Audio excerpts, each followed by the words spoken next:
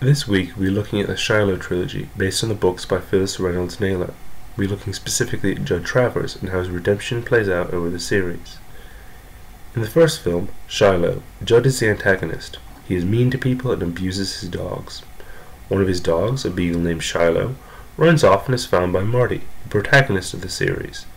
Marty becomes determined to buy Shiloh from Judd. For most of the film, Judd refuses. Judd eventually agrees to let Marty work for him for a while in exchange for the dog. While Marty is working, Judd treats him poorly.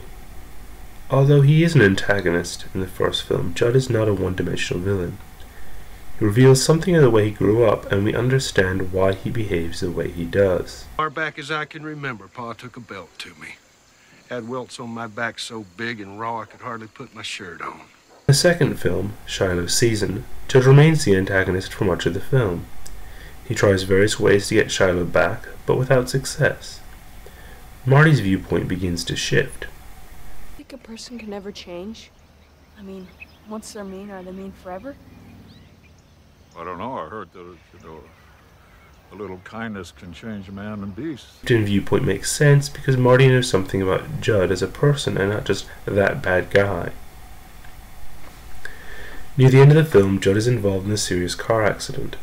Shiloh is the one who alerts Marty's family to the accident, which saves Judd's life. When Judd comes home from the hospital, Marty reaches out to him. Eventually, Marty and his dad are able to visit Judd, who begins to soften.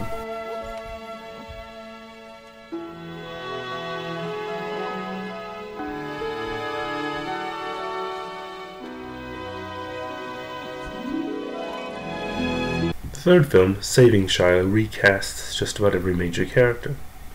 In this film, Judd is not the antagonist. Early in the film, Judd visits Marty's family with a gift. However, it's not quite as well received as he hoped. I still have to shoot from my porch. Ew, what is it? It's a couple of squirrels. They already bled. Maybe Marty and Ray can skin them later on. I touched a dead squirrel? In a sense, Rumor is the antagonist of this film. A man goes missing and is later found dead. Many people believe that Judd murdered the man because the two were seen fighting in some bar around the time the one man went missing. Marty stands up for Judd, but struggles with his own doubts.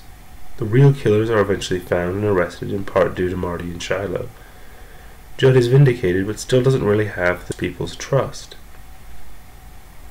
At the climax of the film, there's an accident in which Marty and Shiloh end up in the creek. Marty is able to get to safety by himself, but Shiloh can't. Judd Travers ends up being the one to rescue Shiloh. This serves two purposes. First, it gains Judd respect in the town as many people witnessed his heroics. Second, Judd is able to return the favor that Shiloh did him in the second film.